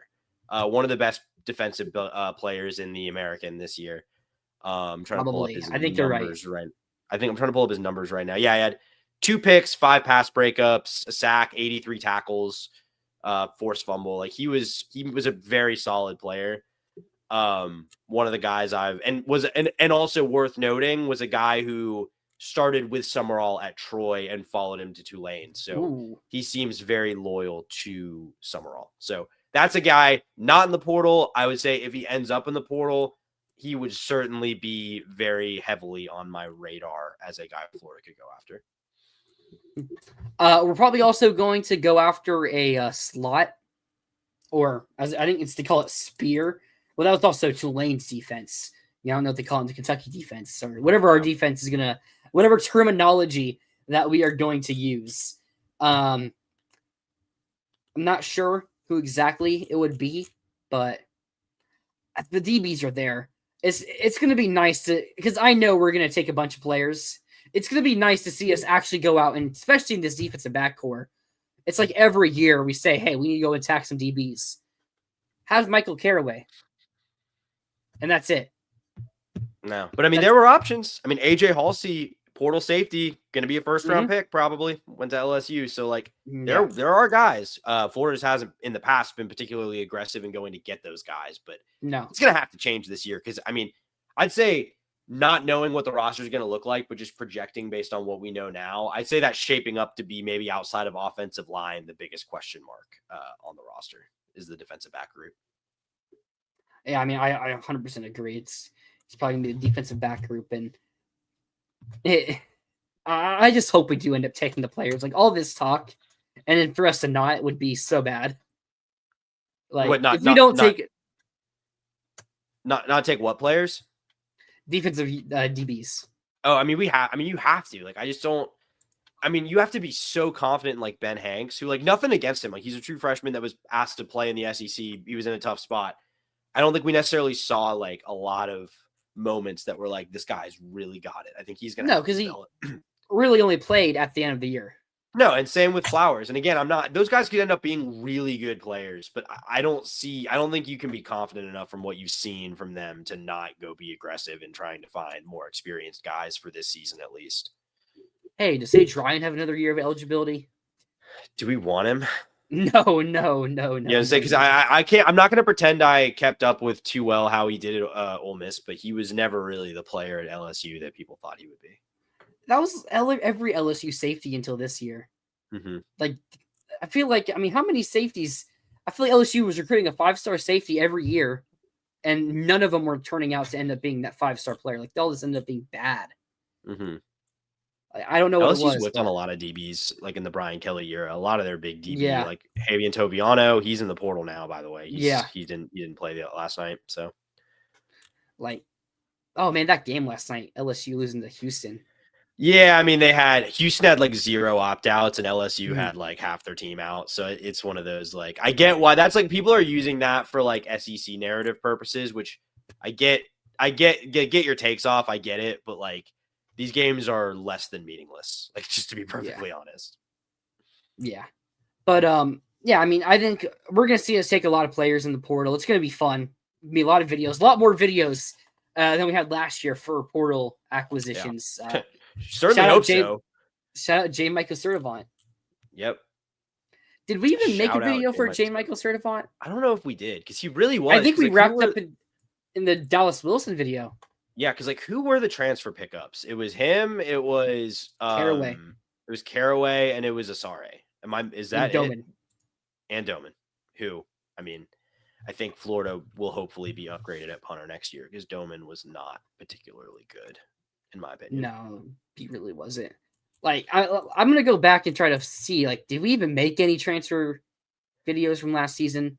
Also, while we're on the subject of specialists, Florida's got highly recruited guys at both kicker and punter. Trey Smack and Doman are both gone, so they're going to have a new kicker and punter next year. Florida doesn't need to add anybody because they have, like I said, good prospects there. But Tulane has really good players at both place kicker and punter. So if the new special teams guy wants to bring his own guys, Tulane has pretty good specialists. Yeah. And to update, I'm not seeing any specific. I see a video that has Harrison Bailey on the thumbnail. Dude, I was fired up because I was like, Sam, we need to get a backup for Lagway. And that was like, I was like, this is perfect. This is exactly what I thought what Florida needed. And we thought we needed the backup in case he gets hurt. Yeah. Not in case he sucked. We didn't think in case he throws 8 combined interceptions against LSU and Kentucky and you've got to pull the plug. Oh my God. It's just sad to think about where we were this time last year, where we thought we were back. Or we thought we had the chance to be back. That's where we were at. I mean, I'd like to say that I was always skeptical, but I did pick us to win 9 games this year. So I can't say I was that skeptical. Never mind. All right. Move on from that there. But yeah, Jerome Carter, the Old Dominions, is that his son? Probably. Is he talking about Boo Carter or? Wait. Am I getting things confused? Hold up. No, the safety from Old Dominion. Okay. Hold up. Jerome Carter is also his name. Oh, okay. Let's see. Do they have the family thing on 3 like they do on 247? I don't think they do. No. Let's look it up. American Safety 1982 for FSU from it's his dad. Yeah, he's his son. Oh, it is. Okay. Unless they're both just randomly from Lake State, you have the exact same name. That'd be pretty funny. It would make a lot of sense for him to that to be the case there. UFL champion in 2011. There you go. Congratulations. But no, I mean, there's plenty. When I saw the cornerbacks and safeties, and it's just they're all from Florida, Georgia, Alabama, they're from the South. We can't whiff on too many of those players. No, I mean, you got to think Florida's going to come away with at least a couple guys that look like they're going to be impact transfers in the secondary. I mean, I think like I said, other than the offensive line, because you just have to go get starters on the offensive line. Like I don't think there's a way that you can just formulate a competent starting five from what you have on the team right now. So did we address center when we talked about the offensive line? No, but I kind of think it's going to either be Harris or Zandamela or Kearney. So you may, depending on where Zandamela is at / Kearney, you may need 2 interior linemen potentially. Like if Harris has to start at center, you might need a second guard in the portal. Well, right? no, I think no, because if you get Shadre Hurst, so who would be our starting interior if we got Hurst? So Harris, Hurst, and then one of Kearney or Zandamela or Dice. I mean, so you're just assuming one of those guys is good enough to go. I mean, I don't think Kearney would return if the staff didn't think he was good enough to go. Because Kearney's now in year 4? Would be going year 4, right? Around a while. It's been around for a while. So it's like I don't think Kearney would return if like he wasn't at a minimum competing for a starting job. Mm-hmm. Like it's kind of similar with Zandamela. Like I think one of those guys are going to be good enough to start. Yeah. Like that's the thing. Like if Harris leaves, then you probably go for another guy. But yeah. Yeah, Brian here. LSU has 2 starters. We'll pass. Also Auburn. I'll pass on Chaplin and Memphis. I noticed the Memphis guy. Maybe that's one we go after. I didn't see the Ole Miss, and yeah, we talked about Tulane with Shadre Hurst. That one just makes a lot of sense. I do just Memphis, Old Dominion, Tulane guys, even Tulane guys. I mean, little different because just the fact that the staff has familiarity, but like I do worry about bringing guys up from the G5. I think that's hard I think it's very hard to project how they're going to handle that, but not like really good power conference O-line transfers grow on trees. So you're probably going to end up having to do that. I mean, hey, Shadre Hurst is just the next Osiris Dorrance. Everyone knows that. Yeah. That's just a guarantee. You know, you can mark this down next year. Yeah, he's getting a break next year. Yeah. We're O-line. We're going to become O-line U. Hey, I would take that. That's a far cry from where things have been for most of the last 15 years. So I looked I wouldn't mind taking these 2 FSU DBs and Edwin Joseph and Jabril Rawls. Mm-hmm. Yeah. I think it'd make a lot of sense. I wonder if any of them have relationships with Harris, just being Florida guys. And I mean, I know obviously he never actually coached there, but like I would still wonder if he's ever recruited them or like has any prior relationship with any of those guys. Yeah. I wonder that too. But I think that's going to be it for today's show, guys. I'd like to thank everyone for joining. Hopefully, during the week, we'll get an update about like Jaden Ball, whether he's returning. I think Ball, if Ball announces his return, that's worthy of a video. That's like a recruit committing. I don't think Wilson or Woods is, unless they like maybe part of the same video. But like, yeah. I mean, I would think by the time we're live again, we'll know if those guys are coming back. I'd be really surprised if any of those questions last beyond the second. Like, I think you gotta. I think on the second, like I said earlier, I think things are gonna move pretty quickly starting on the second. How long is the portal open for? How long can you enter it? Is it a week? Good question. I think it's like 2. I think it's like 2 weeks, but I could be wrong. How long is that? But obviously, once you're in the portal, there's no you can. Okay, 15 days from January 2nd to January 16th. Okay. And yeah, we don't have to worry about players who are still playing. I think there's a carve out. No, I think there's a carve out if you're in the national title game that I think you're given extra time to enter the portal because the national title game. Yeah, if you keep playing after. Yeah, if you get like an extra like 3 days after your season ends. Yeah. Like 3 business days. I'm pretty sure that's. I think that's right. So, yeah, I mean, if we're trying to take someone from FSU, or not FSU, OSU, Ohio State, I don't think we're too worried about that. Or, Texas. I mean, Brian Woods is, Woods is more important. Again, just because of positional value, Woods is more important than Baugh.